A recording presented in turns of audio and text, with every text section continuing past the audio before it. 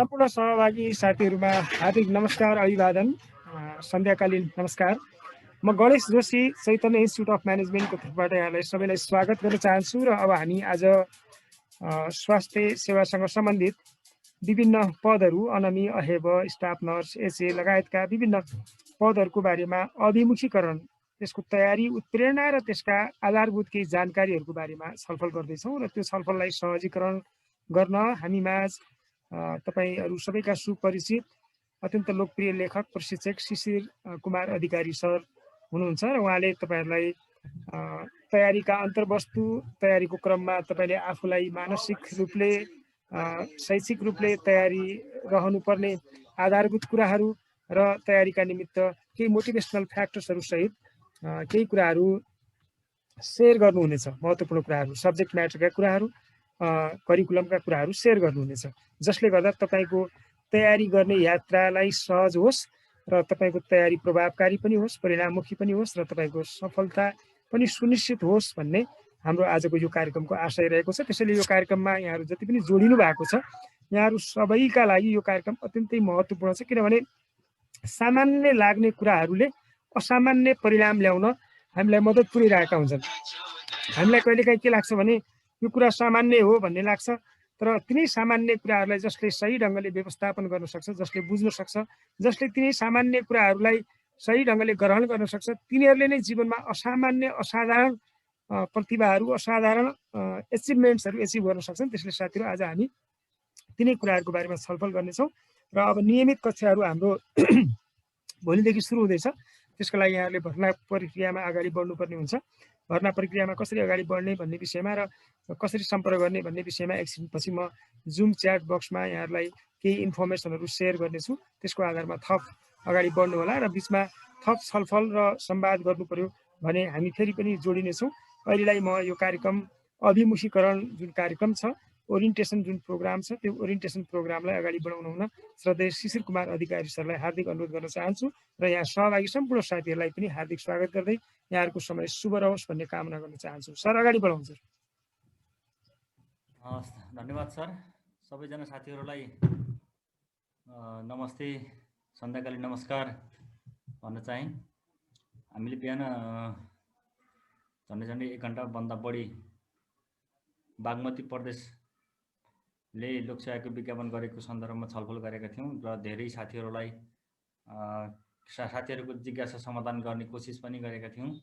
त्यही अनुरूप बिहान हामीले अहेबको करिकुलममा रहेर छलफल गरेका थियौँ भने अब अहिले चाहिँ हामीले एएनएमसँग रिलेटेड करिकुलम र त्यो सँगसँगै अरू केही विषयवस्तुको बारेमा म यहाँ चर्चा गर्न गइरहेको छु। सरले स्क्रिन सेयर गर्न मिल्ने बनाइदिनु होला।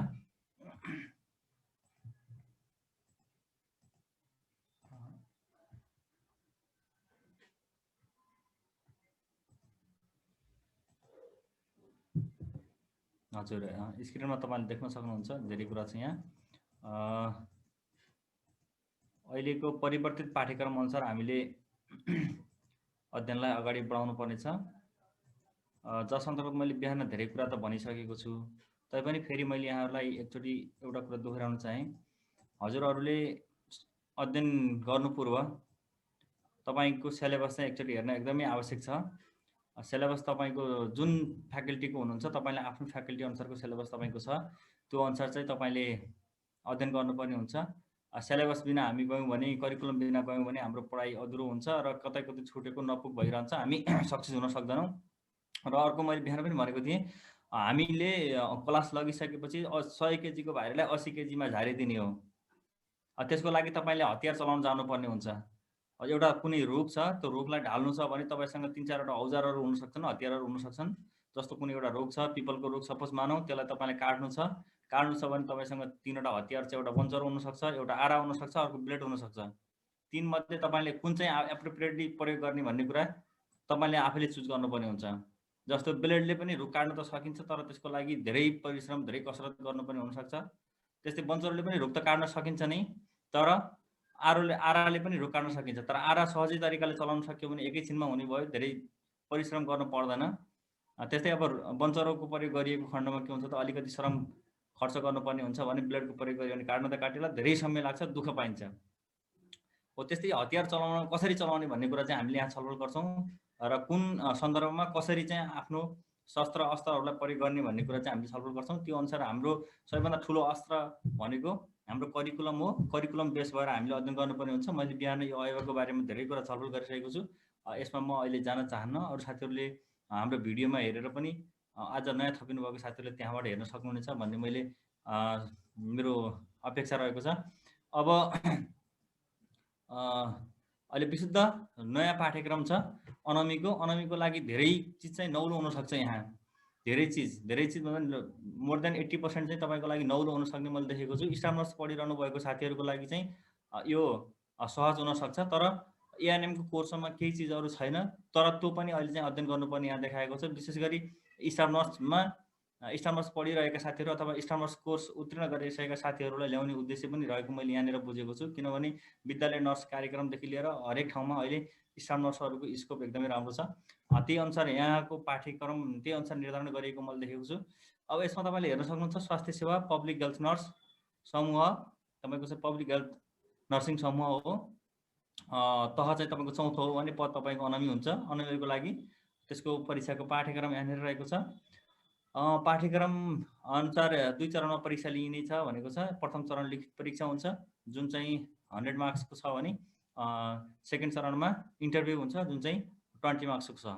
लिखित परीक्षा योजना एक्जामिनेसन सिस्टम जुन छ योमा हेर्नुहोस् त प्रथम चरणमा हाम्रो टोटल प्रश्नको सङ्ख्या 50 हुन्छ। एउटा प्रश्न बराबर 2 अङ्क हुन्छ। यसको लागि टोटल टाइम ड्युरेसन भनेको तपाईँको 45 मिनट हुन्छ। र यसमा तपाईँले उत्तीर्ण हुनको लागि कम्तीमा पनि मिनिमम तपाईँको 40 मार्क्स चाहिँ एटेन्ड गरेको हुनुपर्छ, 40 मार्क्स ल्याएको हुनुपर्छ तपाईँले है त। अब यो हामीले 40 मार्क्स ल्याएर मात्र हुँदैन, यसको लागि त हामीले मेरिटमा सबैभन्दा पहिला हुनुपर्ने छ। त्यसको लागि कम्पिटिसनमा गएपछि सबैभन्दा बढी मार्क्स जसको आउँछ ऊ चाहिँ सिलेक्सन हुने हुन्छ। यो तपाईँले लिखित परीक्षा पास गरिसकेपछि बल्ल तपाईँको के हुन्छ त इन्टरभ्यू हुन्छ। इन्टरभ्यू चाहिँ 20 मार्क्सको हुन्छ। यो चाहिँ मौखिक रूपमा लिने गरिन्छ। र यसमा तपाईँले वस्तुगत मल्टिपल चोइस क्वेसन्सहरू वस्तुगत बहुवैकल्पिक प्रश्न भन्छ। यसमा तपाईँको एउटा प्रश्न हुन्छ, त्यसको 4वटा उत्तरहरू हुन्छ र त्यसमध्ये कुनै तपाईँलाई एउटा आफूलाई सही लागेको उत्तर अथवा त्यहाँको सबैभन्दा एप्रोप्रिएट एन्सर तपाईँले चाहिँ सिलेक्सन गर्नुपर्ने हुन्छ। यदि त्यसरी यसमा चाहिँ के छ भने फेरि यदि तपाईँले नजानेर हचुवाको भरमा उत्तर दिनुभयो भने तपाईँको नेगेटिभ मार्कको चाहिँ फेरि आफ्नो आएको मार्क्समा पनि घट्ने चाहिँ प्रावधान छ। भने तपाईँले अब हेल्थमा हाम्रो प्रायः जस्तो क्यालकुलेटर अहिले यो चौथो तहको अयब र अनमीमा क्यालकुलेटर जस्तो इलेक्ट्रोनिक सामानहरू लिनुपर्ने खासै आवश्यक पनि छैन र लिन पनि लोकसेवाको कार्यक्रममा मनाइ गरिएको छ है त, लिन पाइँदैन। र पाठ्यक्रममा रहेका पाठ्याङ्कबाट त्यही अनुसार प्रश्न सोधिनेछ भनिएको छ। जस्तो तपाईँको सजिलोको लागि मैले यहाँनिर बनाइदिएको छु, हेर्न सक्नुहुन्छ। कोर्स युनिट छ, कोर्स युनिट र नम्बर अफ क्वेसन्स छ।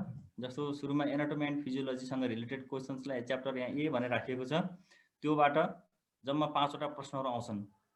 5वटा प्रश्न 10 मार्क्सको छ। योभन्दा पहिला कम्तीमा 3 देखि बढीमा 17वटा प्रश्नहरू सोध्ने गरिएको थियो। यसरी छुट्याइदिएको पनि थिएन, त्यो भएको हुनाले अन्यल थियो। अब भने क्लियर रूपमा तपाईँले यहाँ भनेअनुसार चाहिँ आउनेछ भन्ने हामीले अपेक्षा पनि गरौँ। यो अनुसार हुन्छ नै। भनेपछि एनाटोमी एन्ड फिजियोलोजीबाट तपाईँको टोटल क्वेसन्सको सङ्ख्या 5वटा रहन्छ। अब फन्डामेन्टल अफ नर्सिङ योभन्दा पहिला फन्डामेन्टल अफ नर्सिङ भनेर स्टाफ नर्सहरूमा चाहिँ प्राय थियो। तर अनमीको कोर्समा फन्डामेन्टल अफ नर्सिङको अहिलेको भएको सिलेबस अहिले पृथक छ, पहिलेको जस्तो छैन, एकदमै नौलो छ। यसमा चाहिँ तपाईँको 8वटा क्वेसन चाहिँ आउनेछ यसबाट। अर्को reproductive health and nursing care of children छ। यसको चाहिँ टोटल क्वेसन्सको सङ्ख्या 10 छ। 10वटा क्वेसन सोध्न सक्ने भयो योबाट। र अर्को मिडवाइफरी छ। मिडवाइफरीबाट 15वटा प्रश्नहरू सोधिने प्रावधान छ। यो एकदमै महत्त्वपूर्ण कुरा भयो। नर्सिङतिरको मिडवाइफरी चाहिँ एकदम तपाईँले धेरै समय लगाएर गहन तरिकाले अध्ययन गर्नुपर्ने देखियो। अर्को कम्युनिटी हेल्थ नर्सिङ यी च्याप्टरमा छ, जसबाट चाहिँ 8वटा प्रश्नहरू सोध्ने भनिएको छ। त्यस्तै गरी इङ्ग्लिस छ, अहिले एकदमै नयाँ नौलो थपिएको, यसमा पनि 2वटा प्रश्नहरू सोध्ने भनिएको छ। अर्को नेपाली छ, नेपालीमा पनि 2टा प्रश्नहरू सोध्ने। यसरी चाहिँ 100 मार्क्सको 50वटा प्रश्नहरू आउने तपाईँको सिलेबसमा उल्लेख गरिएको छ। र तपाईँले अब यहाँ बुझ्नुपर्ने कुरा के छ भने मिडवाइफरी तपाईँले पढिरहनु भएको थियो, त्यो एकदमै आउँछ नि। यसमा छ एनाटोमी एन्ड फिजियोलोजी, यो पनि हजुरले पहिलादेखि अध्ययन गरिरहनु भएको विषयवस्तु नै हो। यसमा पनि चेन्ज छँदै छैन, जे पहिला थियो त्यही कुरा हो, यसमा केही चेन्ज नै भएको छैन। तर fundamental of nursing, reproductive health and nursing care of children, त्यसै गरी कम्युनिटी हेल्थ नर्सिङमा केही चेन्ज छ भने इङ्ग्लिस र नेपाली टोटल्ली चेन्ज भएको छ। यस अर्थमा अब तपाईँले यो 2 महिनाको समयमा निकै मेहनत गर्नुपर्ने देखिन्छ। अबमा यति धेरै फेरबदल भएको छैन, तर अनमियरको यो जुन छ कोर्स, यो कोर्समा चाहिँ धेरै चाहिँ फेरबदल भएको छ। प्रथम चरणको लिखित परीक्षाबाट छनौट भएको उम्मेदवारलाई मात्र द्वितीय चरणको इन्टरभ्यूमा सम्मिलित गराइनेछ भन्ने कुरा उल्लेख गरिएको छ। यो सिलेबस लागू चाहिँ 77 साल मक्सिर 7 गतेबाट भएको हो। अब अगाडि जाउँ। तपाईँको एनाटोमी एन्ड फिजियोलोजी अन्तर्गत structure and function of different system and organs भनेर राखेको छ च्याप्टर एमा। अघि मैले एनाटोमी एन्ड फिजियोलोजी भनेको थिएँ, त्यही कुरा हो। यसमा शारीरिक बनावट र त्यसले गर्ने कार्यहरू, त्यो सिस्टमहरूको बारेमा छ। स्केलेटल सिस्टम, अर्को muscular system, digestive system, circulatory system, urinary system, nervous system, respiratory system, endocrine system, reproductive system, sensory organs, lymphatic system. यो चाहिँ एनाटोमी एन्ड फिजियोलोजीबाट यो 11वटा कुरा चाहिँ यहाँ इन्क्लुड गरिएको छ। यो सँगसँगै अब सेल, टिस्यु, ब्लड, यो कुरा चाहिँ तपाईँले हेर्नुपर्ने छ यो सँगसँगै है त। यो पनि आउन सक्छ। 2 बीमा के छ भन्दा फन्डामेन्टल अफ नर्सिङ। यो तपाईँको लागि बिल्कुलै अनमी पढेका साथीहरूलाई यो पहिलेको क्वेसनमा छँदै थिएन। यो चाहिँ यहाँ चाहिँ केही कुरा चाहिँ थपिएको छ है त। अर्को चाहिँ history of nursing in Nepal. नेपालमा नर्सिङको इतिहास के छ, यो कुरा तपाईँले पढ्नुपर्ने भयो। तपाईँले पढ्नुभएको थिएन होला, अनमीमा चाहिँ पढ्नु भएको थिएन, स्टाफ नर्समा चाहिँ थियो, कोर्समै पढ्नुभएको हो। हस्पिटलको टाइप्स र फङ्सन्सहरू यो पढ्नुपर्ने छ। प्रोफेसनल अर्गनाइजेसन्सहरू जस्तो नर्सिङको प्रोफेसनल अर्गनाइजेसनहरू के छन् त? International council of nursing ICN, Nepal nursing council NNC, nursing association of Nepal. यसको के छ अब यो यसको माइलस्टोन, यसको डेभलपमेन्टको कुरा, यसको इस्टाब्लिसमेन्ट, यसको के छ एक्ट रेगुलेसनको कुरा हैन। यी सबै कुराहरू यो भित्र चाहिँ तपाईँले के गर्नुपर्छ त? अध्ययन गर्नुपर्छ। अर्को Maslow hierarchy of basic need. मास्लोको निड जुन थ्योरी छ, हायरार्ची अफ निड, यो पनि तपाईँले के गर्नुपर्छ? त्यहाँ पढ्नुपर्छ। अलिअलि त तपाईँलाई थाहा नै होला हैन, तर तपाईँले अनमीमा यति धेरै पढ्नु भएको छैन होला, जुन चाहिँ अब चाहिँ पढ्नुपर्ने देखियो।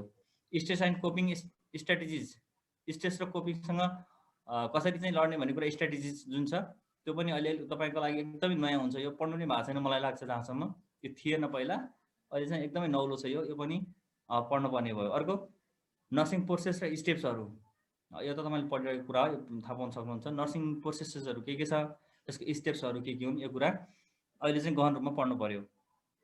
अर्को चाहिँ admission and discharge from the hospital. Admission and discharge from the hospital, यो पनि तपाईँले पढ्नु पर्यो, कसरी एडमिसन गर्ने डिस्चार्ज गर्ने कुरा भन्ने कुरा। अर्को promoting comfort, rest and sleep, bed making and positioning.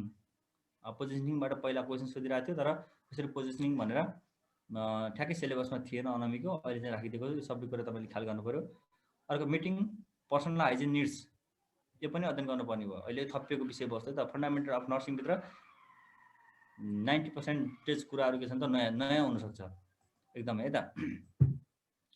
त्यसै गरी अर्को छ meeting safety needs, safe environment, protective measures and turning and moving a client with impaired mobility. यो च्याप्टर पनि एकदमै नौलो हुनसक्छ तपाईँको लागि। स्टाफ नर्सको लागि चाहिँ पुरानै हो, स्टाफ नर्सको बुकमा पहिला नै मेन्सन गरिएको छ। अर्को meeting nutritional needs, fluid and electrolyte balance, maintaining intake and output, caring clients with IV infusion, infection prevention and sterilisation. अब यो इन्फेक्सन प्रिभेन्सन स्टेरिलाइजेसनको कुरा तपाईँले पहिला पढिसक्नु भएको थियो हैन, अरू कुरा चाहिँ नयाँ हुने भयो। Exercise, active and passive exercise, deep breathing and कफिङ, यो पनि एकदमै नयाँ हुन्छ तपाईँको लागि। Hot and cold application, introduction, purpose, indication and methods, यो कुरा तपाईँको लागि नयाँ हुने भयो। Administration of drugs, routes and nursing responsibilities, यो त पढेको कुरा हो। ड्रग एडमिनिस्ट्रेसनको रुटहरू हैन, त्यो रुट चाहिँ तपाईँलाई अब यहाँ आउने भयो। यो त नयाँ छैन तपाईँलाई, तर अरू कुरा चाहिँ नयाँ हुने भयो। अनि pre and post operative care, यो पनि एकदमै नौलो छ है त। त्यसै गरी फर्स्ट एड ट्रिटमेन्ट्सको definition, principle, qualities of good first aider and first aid management of different condition, यो कुरा आउने हो। तपाईँले पहिला फर्स्ट एडमा पढिरहनु भएको थियो भने अहिले फन्डामेन्टल अफ नर्सिङमा यो कुरा चाहिँ आउँछ। Care of the dead body एकदमै नौलो छ, तपाईँको डेड भइसकेपछि कसरी केयर गर्ने भन्ने कुरा यो पनि नयाँ हुने हो फन्डामेन्टल अफ नर्सिङ अन्तर्गत छ। त्यसै गरी अर्को छ, यो पनि एकदमै नौलो छ तपाईँको लागि, च्याप्टर नौलो भए पनि भित्र कन्टेन्ट चाहिँ पुरानो छ। Reproductive health, RH and nursing care of children, यो अन्तर्गत रिप्रोडक्टिभ हेल्थको कम्पोनेन्ट्स के छन् त्यो कुरा हामीले अध्ययन गर्नुपर्ने छ। त्यो सँगसँगै फ्यामिली प्लानिङको, यो त अब एकदम तपाईँको लागि इजी हुन सक्ने भयो पढिरहेको कुरा। फ्यामिली प्लानिङको टेम्पोररी, पर्मानेन्ट र नेचुरल मेथड्सको बारेमा हामीले पढ्ने भयौँ। त्यसै गरी मेटर्नल एन्ड चाइल्ड हेल्थ, यो पनि पढिरहेको कुरा, यसमा तपाईँलाई दुविधा हुँदैन, धेरै कुरा थाहा छ। इम्युनाइजेसन सेड्युल के छ अहिलेको नेसनल इम्युनाइजेसन सेड्युल, र यसको प्रोसिड्युरहरू, रुट के हो, डोज के हो, यो चाहिँ हामी थाहा पाउनु पऱ्यो। भ्याक्सिन प्रिभेन्टेबल डिजिजहरू, त्यो पनि maintenance of vaccine potentiality, cold chain मेन्टेनको कुरा, यो इम्युनाइजेसन अन्तर्गत छ। त्यसै गरी growth and development of children from infants to school age, त्यो ग्रोथ डेभलपमेन्टको कुरा इन्फेन्सीदेखि स्कुल एजसम्मको चिल्ड्रेनहरूको ग्रोथ र डेभलपमेन्टको कुरा छ। त्यसै गरी factor influencing growth and development, growth र डेभलपमेन्टमा प्रभाव पार्ने तत्त्वहरू के छन् त्यो पनि आएको छ। Change in adolescent period, physiological, psychological and emotional, के छ त शारीरिक, मानसिक, संवेगात्मक, भावनात्मक कुराहरू के छन् त्यो कुराहरू चाहिँ चेन्ज के हुन्छ एडोलेसेन्ट पिरियडमा, यो कुरा आउने भयो। Community based management neonatal and childhood illness, CBIMCI, त्यो सिबिआइएमसिआईको कुरा पनि यहाँनिर जोडिदिएको छ। छन त थियो तर त्यति धेरै थिएन तपाईँले पहिला पढ्ने बेलामा, अब चाहिँ अब डिटेलमा पढ्नु पर्ने भयो त। यी कुराहरू एकदमै नौलो हुनसक्छ, यी दुई तिनवटा कुराहरू। मिडाइफेरी तपाईँको लागि नौलो पटक्कै छैन, जम्मै पहिला पढेको कुरा छ यसमा। मिडाइफेरीको इन्ट्रोडक्सन, यसको हिस्ट्री, एन्टिनेटल केयर अन्तर्गत। त्यसै गरी pelvis and pelvic floor, foetal skull, foetal and placental development, foetal circulation, function of placenta, physiological changes during pregnancy, diagnosis of pregnancy, assessment of the pregnant women, minor and major disorder during pregnancy and their management, risk factor during pregnancy and their management, health teaching during antenatal visit, यो त अयबतिर पनि तपाईको अघि मैले बिहान भनेको कोर्समा मिल्न जान्छ, त्यही कुरा चाहिँ यहाँ आएको छ। त एन्टिनेटल केयर अन्तर्गत यति कुरा चाहिँ अध्ययन गर्नुपर्ने हुन्छ सिलसिलेवार रूपमा। त्यसै गरी इन्टरनेटल केयर, जसमा लेबरको कुरा आउँछ, लेबरको साइन एन्ड सिम्पटम्स छ, यसको कज के हो, onset of labour, admission of women in labour, त्यसै गरी maternal and foetal distress and their management, partograph, episiotomy and its repairment, examination of birth canal, placenta and membrane, immediate newborn care, examination of newborn, complication of third stage of labour and its management, यो कुरा इन्टरनेटल केयरभित्रको कुरा जम्मै यो पनि अध्ययन गर्नुपर्ने भयो। पहिला तपाईँको यति धेरै एडभान्स थिएन, कम्प्रिहेन्सिभ थिएन, अहिले चाहिँ कम्प्रिहेन्सिभ बनाएको छ, यो कुरा ख्याल गर्नु होला। पोस्टनेटल केयर, पोस्टनेटल केयर अन्तर्गत यसको पोस्टनेटल केयरको डिफिनेसन, प्रिन्सिपल, त्यसै गरी यसको पर्पज के हो त पोस्टनेटल केयरको, यो कुरा। Postnatal assessment of mother and newborn, postnatal visit, यो पनि भित्र। Minor disorder of mother and newborn during puerperium and their management, birth injuries, यो पोस्टनेटल केयर अन्तर्गतको कुरा, यो चाहिँ ख्याल गर्नुपर्ने हो। सबैभन्दा बढी मार्क्स यसैबाट आउने छ तपाईँको 30 मार्क्सको छ, 100मा 30 मार्क्स, यानि कि 15वटा क्वेसन्स मिडवाइफेरीबाट आउनेछ हजुर। त्यसै गरी अर्को छ एउटा कम्युनिटी हेल्थ नर्सिङ, यसमा determinants of health, mode of disease transmission, यो कुरा भयो। Communicable disease and non communicable डिजिजको, त्यसै गरी primary health care, PHC, principle and elements, excreta disposal, importance, method of disposal and its types of latrine हो। Excreta disposal, यसको महत्त्व, women extra कसरी डिस्पोजल गर्ने भन्ने कुरा, ल्याट्रिनको कुरा छ, ल्याट्रिनहरू चाहिँ कति टाइपको छ त्यो चाहिँ यसले ओगटेको छ। त्यसै गरी अब हामीले बिहानको च्याप्टरमा भने जस्तै यो चाहिँ खास गरी इन्भाइरोमेन्टल सेनिटेसन, इन्भाइरोमेन्टल हेल्थसँग रिलेटेड कुराहरू छ यसमा। Solid waste disposal, classification and method of disposal in community and health facilities, कसरी चाहिँ सोलिड वेस्टलाई डिस्पोजल गर्ने, त्यसको क्लासिफिकेसन के छ, कम्युनिटीमा कसरी हुन्छ र हेल्थ फेसिलिटीमा कसरी डिस्पोजल गर्ने सोलिड वेस्टलाई भन्ने कुरा जान्न जरुरी छ। त्यो सँगसँगै वाटर पल्युसन, प्युरिफिकेसन मेथड्सहरू स्मल स्केल र लार्ज स्केलमा कसरी पानीको शुद्धिकरण गरिन्छ त्यो कुरा हो। इन्भाइरोमेन्टल हेल्थभित्रको कुरा कम्युनिटी हेल्थ अन्तर्गत राखिएको छ। Health hazard due to environmental pollution, environmental पोल्युसनको कारणले हुने हेल्थ हजार्ड्सहरू के हुन्छ त्यो कुरा, नोइज पोल्युसन र यसको स्वास्थ्यमा हुने असर। अब इपिडेमियोलोजी ट्रेडको कुरा आउँछ। हामीले इपिडेमियोलोजीमा बिहान इपिडेमियोलोजी भनेको थियौँ, यो चाहिँ कम्युनिटी हेल्थमा राखिएको छ। इपिडेमियोलोजी ट्रेड, एजेन्टहरु र इन्भाइरोमेन्टको रिलेसनको कुरा, कम्युनिटी डायग्नोसिस, यसको importance, process of community diagnosis आउँछ। Anthropometrical measurements, height, weight, MUAC, mid upper arm circumference कसरी चाहिँ नाप्ने, मेजरमेन्ट कसरी गर्ने भन्ने कुरा छ। त्यसै गरी न्युट्रिसनल डिफिसियन्सी डिजिजहरू, malnutrition, night blindness, rickets, scurvy, anaemia, goitre, यो त पढिरहेको कुरा, पहिलेको कुरा, यसमा खासै नयाँ देखिनँ मैले। फुड एडल्ट्रेसन, फुड एडिटिभ्स र फुड फर्टिफिकेसनको कुरा छ। Method and media of health education, स्वास्थ्य शिक्षा दिने विधि र मिडियाहरू के छन् त्यो। कम्युनिकेसन, यसको इलिमेन्ट्सहरू, कम्युनिकेसनको ब्यारियरहरू के हुन सक्छन् र टेक्निक अफ कम्युनिकेसन के हुन्छ, यो चाहिँ हामीले पढ्नुपर्ने छ। त्यसै गरी सुपरभिजन, मोनिटरिङ र इभ्यालुएसन यसभित्र छ। Logistic management and store management, पहिला थिएन यो, अयबहरूतिर थियो, अहिले चाहिँ logistic management and store management, inventory म्यानेजमेन्टको कुरा पनि आएको छ। अब बिल्कुलै नयाँ भनेको कोअपरेटिभ एन्ड हेल्थ, यो तपाईँको लागि एकदमै नयाँ छ। Health provision in current periodic plan of Bagmati province, Bagmati प्रदेशको तत्कालीन आवधिक योजनामा स्वास्थ्यसँग रिलेटेड व्यवस्था के छ त, प्रोभिजन के छ, त्यो चाहिँ नयाँ हुने भयो। टुरिज्म एन्ड हेल्थ के छ, पर्यटन र स्वास्थ्यको यो कुरा नयाँ छ। अर्को बिल्कुलै नयाँ भनेको नेपाली छ।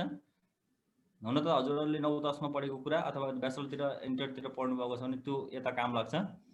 यसमा साधारणतया शुद्धशुद्धिको लागि आवश्यक पर्ने व्याकरणहरू यसमा छ, जस अन्तर्गत वर्णविन्यास, पद संगति, नाम सर्वनाम, क्रियापद, विशेषण, काल, वाच्य, पदवर्ग, अनुक्रमात्मक शब्द, कारक र विभक्ति, वचन, पुरुष, लिङ्ग, उल्टो अर्थ आउने शब्द, पर्यायवाची शब्द, तत्सम शब्द, तद्भव शब्द, आगन्तुक शब्द, उपसर्ग लागेर निर्मित शब्दहरू, प्रत्यय लागेर निर्मित शब्दहरू, समास भएर निर्मित शब्दहरू, द्वित्व भएर निर्मित शब्दहरू, ह्रस्व दीर्घ, स, ख, स लगायतका व्याकरणगत शुद्ध लेखन शैलीमा केन्द्रित विषयहरू सहित नेपाली शुद्धशुद्धिको ज्ञान चाहिन्छ भनेर यो चाहिँ एकदमै नौलो हुने भयो। यहाँनिर मैले इङ्ग्लिसको थियो एउटा कहानी एकचोटि, अनि इङ्ग्लिस पनि छ तपाईँको, जस्तो अयबमा थियो एकदमै नयाँ, त्यस्तै तपाईँहरूको पनि सेम त्यही नै छ। अङ्ग्रेजीमा छ, knowledge on writing correct English sentence, letter and report according to English grammar based on the following syntactic functions भनेको छ। यो अन्तर्गत parts of speech, noun, pronoun, adjective, determiner, verb, adverb, preposition, conjunction and interjection, infinitive and gerund, reported speech and tense, यो कुरा चाहिँ तपाईँको लागि एकदमै नौलो हुन्छ। तपाईँले 11-12मा अथवा उता 9-10मा पढेको कुरा पनि यता काम लाग्छ है त। यो कुरा तपाईँले ख्याल गर्नु पर्यो। यो अनुसार तपाईँले हेर्नुभयो भने सबैभन्दा महत्त्वपूर्ण च्याप्टर भनेको हजुरहरूको लागि मिडिया फेरि एकदमै धेरै फोकस हुनुपर्ने छ, जहाँबाट 15वटा प्रश्नहरू सोध्ने छ। त्यसै गरी अर्को रिप्रोडक्टिभ हेल्थ र नर्सिङ केयरको कुरा, जसबाट 10वटा प्रश्न छ। फन्डामेन्टल नर्सिङबाट 8वटा प्रश्न, एनाटोमी फिजियोलोजीबाट 5वटा, कम्युनिटी हेल्थ नर्सिङबाट 8वटा, इङ्ग्लिसबाट 2टा र नेपालीबाट 2टा गरेर जम्मा 50वटा प्रश्न सोध्ने छ। तपाईँले योभन्दा पहिला सिलेबस हेरेर पनि थाहा पाइसक्नु भएको थियो, तर तपाईँले नबुझेको कुरा कति चेन्ज भयो भन्ने कुरा। यसरी सरसर्ती हेर्दा हामीले 70% भन्दा बढी चाहिँ चेन्ज भएको देखेको छौँ यो सिलेबस है त। पहिलेको भन्दा अहिले 70% भन्दा बढी चाहिँ चेन्ज भएको छ। स्टाफ नर्स पढेको साथीहरूलाई एकदम इजी हुनसक्छ, अनमीहरूको लागि यो अलिकति हार्ड नै छ, एक स्टेप माथिल्लो छ है त। अब मैले बिहान पनि भनेको थिएँ यो यसको कुरा अलि पछि गरौँला। अब तपाईँले पढ्ने बेलामा अर्को ध्यान दिनुपर्ने कुरा, अब हामीले बागमती प्रदेशको कुरा गर्दैछौँ भनेपछि हाम्रो सङ्घीय स्वास्थ्य सेवा ऐन 2053 र स्वास्थ्य सेवा नियमावली 2055, त्यो त हेर्नु नै पर्यो, जहाँ पनि काम लाग्ने भयो। त्यो सँगसँगै तपाईँले हेर्ने भनेको प्रदेश स्वास्थ्य सेवा नियमावली 2076 अनि यो धेरै छ पिडिएफमा, यो टोटली हेर्नु होला। यो सँगसँगै अर्को प्रदेश स्वास्थ्य सेवा ऐन हैन, प्रदेश स्वास्थ्य सेवा ऐन यो पनि तपाईँले के गर्नु पर्यो, हेर्नु पर्यो, अध्ययन गर्नु होला। यो कहाँको, बागमती प्रदेशको है त, बागमती प्रदेशको प्रदेश स्वास्थ्य सेवा ऐन 2075 छ, त्यो पनि तपाईँले हेर्नु पर्यो।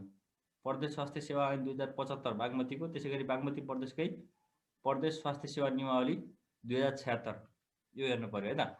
यो सँगसँगै अब अर्को महत्त्वपूर्ण कुरा, तपाईँले अब डाटा कहाँबाट पढ्ने, कसरी पढ्ने भनेर धेरैजना साथीहरूले मलाई मेसेन्जरमा धेरै पटक मेसेज गरेर सोध्नु भएको छ।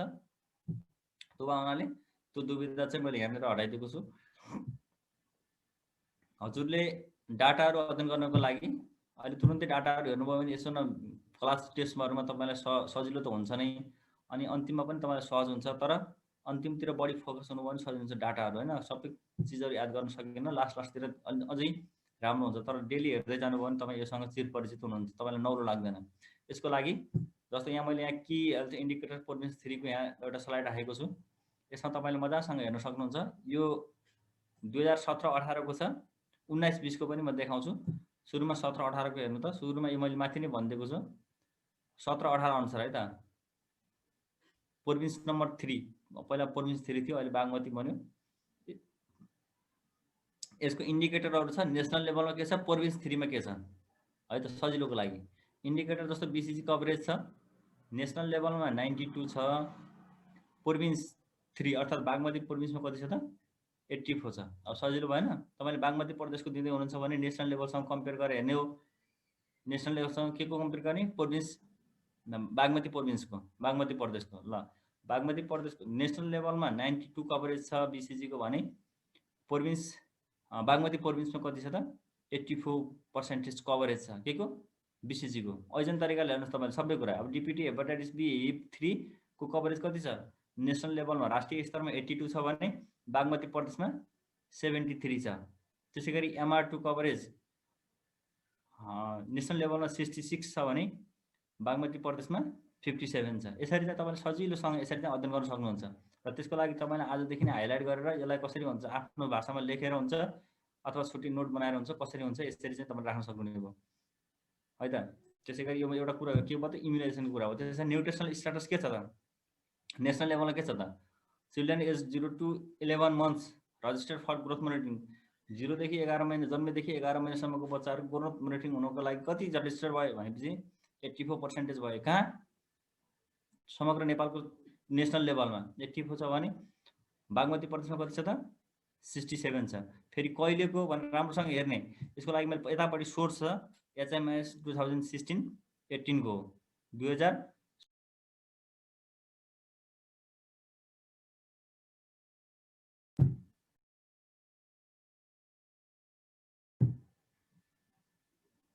हजुर। अब यो सँगसँगै जस्तो अर्को छ न्युट्रिसनल स्ट्याटसको कुरा, यसरी नै तपाईँले हेर्नुभयो नेसनल लेभलमा के छ अहिले, त्यसै गरी प्रोभिन्स लेभलमा के छ, यसरी चाहिँ तपाईँले सरसर्ती हेर्नुभयो भने तपाईँलाई सजिलो हुन्छ, टेन्सन हुँदैन। तपाईँले 7वटै प्रदेशको, अब 7वटै प्रदेशको चाहिने भयो, अहिले त बागमती प्रदेशको छ। अर्को पटक कहाँ हुन्छ, प्रदेश नम्बर 2 को खोल्यो, प्रदेश नम्बर 5 को, प्रदेश नम्बर 7 को खोल्यो भने तपाईँले यसरी नै कम्पेयर गरेर कुन प्रदेशमा तपाईँले आयोग दिँदै हुनुहुन्छ, इक्जाम दिँदै हुनुहुन्छ, त्योसँग कम्पेयर गरेर हेर्नु होला। सबै कुरा यसरी बनाइदिएको छ। सिबिआइएमसीको स्ट्याटस के छ, सेभ मदरहुडको, फ्यामिली प्लानिङको, एफसिएचबी हैन, malaria and kala-azar, tuberculosis, leprosy, HIV AIDS, यी लगायत थुप्रै विषयवस्तु छन् यहाँ दिएको कन्टेन्ट यसरी चाहिँ राखिदिएको छु। यसरी चाहिँ हेर्नु होला, यसले गर्दा तपाईँलाई के हुन्छ सजिलो हुन्छ। अब अर्को छ अहिलेको नयाँ तुरुन्तै भर्खरै आएको एनुअल रिपोर्ट हो, डिएचएस को एनुअल रिपोर्ट हेर्नु त। यसरी तपाईँले यसरी अध्ययन गर्नु होला। जस्तो यहाँ मैले हेर्दैछु, तपाईँलाई देखाएको छु यहाँ स्क्रिनमा, प्रोग्राम इन्डिकेटर के छ त, नम्बर अफ हेल्थ फेसिलिटिजको कुरा गर्दैछु, सोधेको पनि छ है त, कतिवटा छन् स्वास्थ्य चौकी, कतिवटा छन् पिएचसी, कतिवटा छन् हस्पिटल, कतिवटा छन् भनेर पास्ट क्वेसन सोधिरहेको छ। यो तपाईँले यसरी चाहिँ कहाँ कति छन्, अब तपाईँको प्रदेश नम्बर 3 अर्थात् बागमती प्रदेशमा कतिवटा छन् अहिले पब्लिक हस्पिटल भनेर सोध्दै तपाईँले भन्न सक्नुभयो 35। बुझ्नुभयो, नेसनल लेभलमा कतिवटा छन् भनेपछि 125 छन्। के को कहिलेको अनुसार 2018-19 को अनुसार, 19-20 को चाहिँ अहिलेसम्म पब्लिस भएको छैन। यसरी चाहिँ हेर्नु होला है त। ल प्रोग्राम इन्डिकेटर छ, 2073-74 मा 123 वटा पब्लिक हस्पिटल थिए नेसनल लेभलमा। 74-75 मा 125 वटा, 75-76 मा 125 वटा छन् भने बागमती प्रदेशमा 35 वटा। यहाँनिर तपाईँले देखिरहनु होला, मैले यो एरोले इन्डिकेट गरिरहेको छु। यहाँनिर कति छ त 35 होइन हो, 35 हेर्नु पऱ्यो, यसरी हेर्नु होला है। पिएचसी कतिवटा छन् देशभरि नै? देशभरि पिएचसी 196 वटा छन् अहिले। तिनीहरू पनि अस्पतालमा अपग्रेड भइसक्यो, तर 75-76 मा आएको डाटा अनुसार कति त 196 वटा छन्। बागमती प्रदेशमा मात्रै कति छ त पिएचसी भन्दा 41। अब हेल्थ पोस्टको कुरा हो, हेल्थ पोस्ट टोटल देशभरि नै तत्कालीन अवस्थामा भनेको 2075-76 अनुसार 3806 वटा छन् भने बागमती प्रदेशमा कतिवटा छन् देख्नुहुन्छ तपाईँले? कतिवटा? 641 वटा छन्। यसरी चाहिँ तपाईँले आफ्नो कुन ठाउँबाट तपाईँले इक्जाम दिँदै हुनुहुन्छ त्योसँग तपाईँले यसरी चाहिँ कम्पेयर गर्नु होला। अर्को नन पब्लिक हेल्थ फेसिलिटिजहरू कति छन् त? 2168 वटा छन् नेसनल लेभलमा। अनि बागमती प्रदेशमा कति छन् त? 1417 वटा छन्। यसरी चाहिँ प्रत्येकको यसरी चाहिँ तपाईँले अध्ययन गर्नुपर्ने हुन्छ।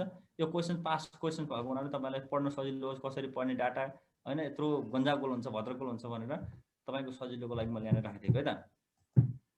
हो यसरी नै अरू थुप्रै छन्, त्यहाँनिर थुप्रै डाटाहरू छ तपाईँको किताबमा, तपाईँले हेर्नुभयो भने पाउनुहुन्छ। यसरी चाहिँ राखिएको छ।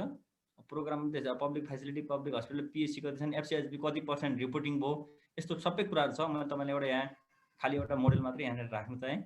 यसरी चाहिँ तपाईँले हेर्नु होला है त। अब यो सबै कुरा समेटेको तपाईँलाई केही डाउट लाग्छ, केही समस्या लाग्छ भने सबै कुरा समेटेको अयहरूको लागि अयव मेन्टर बुक छ।